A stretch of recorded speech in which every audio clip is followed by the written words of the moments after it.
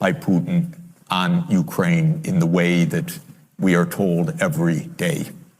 This started in 1990, February 9th, 1990.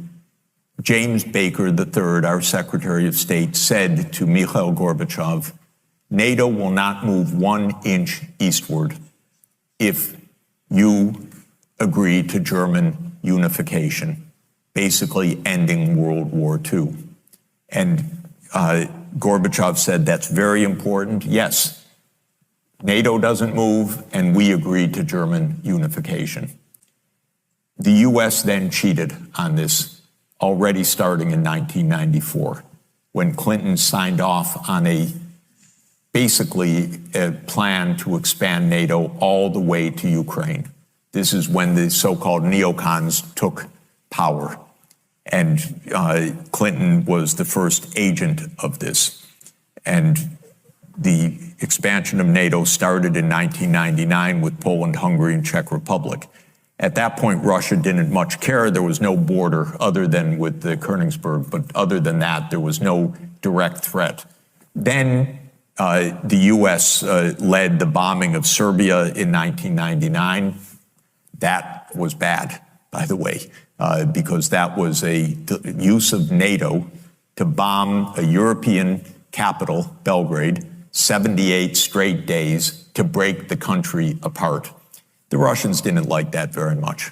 But Putin became president, they swallowed it, they complained, but even Putin started out pro-European, pro-American, actually. He asked maybe we should join NATO when there was still the idea of some kind of mutually respectful relationship. Then 9/11 came, then came Afghanistan, and the Russians said, yeah, we'll support you, we understand, to root out terror. But then came 2 other decisive actions. In 2002, the United States unilaterally walked out of the anti-ballistic missile treaty.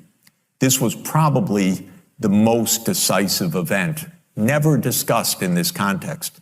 But what it did was trigger the U.S. putting in missile systems in Eastern Europe that Russia views as a dire, direct threat.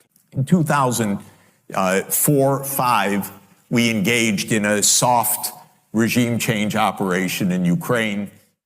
But in 2009, Yanukovych won the election and he became president in 2010 on the basis of neutrality for Ukraine.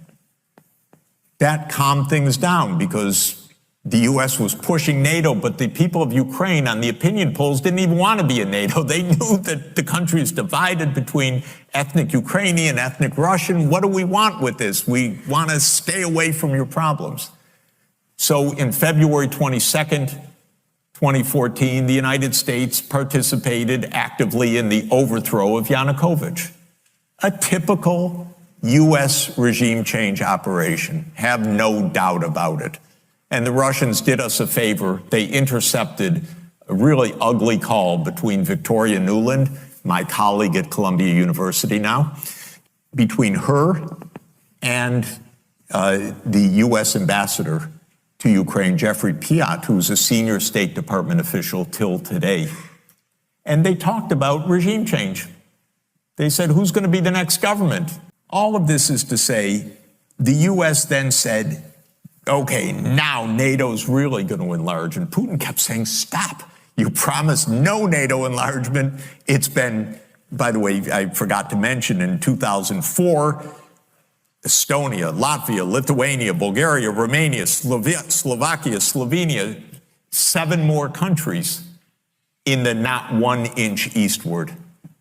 And then, okay, it's a long story, but the U.S. kept rejecting the basic idea, don't expand NATO to Russia's border in a context where we're putting in goddamn missile systems after breaking a treaty. 2019, we walked out of the Intermediate Nuclear Force Treaty.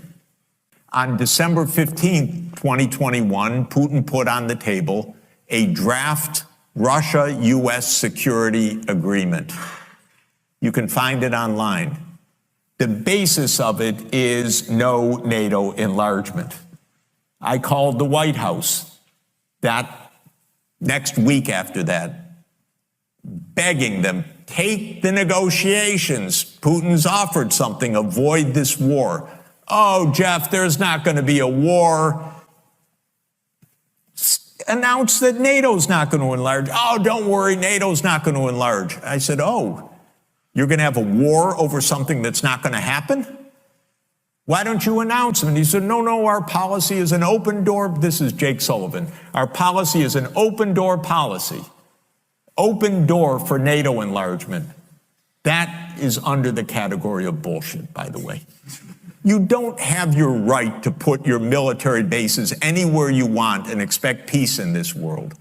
They turned down the negotiations. Then the special military operation started. And 5 days later, Zelensky says, okay, neutrality. And then the United States and Britain said, no way. You guys fight on. We got your back. We don't have your front. You're all going to die. But we got your back as we kept pushing them into the front lines. That's 600,000 deaths now of Ukrainians since Boris Johnson flew to Kyiv to tell them to be brave. This is not an attack by Putin.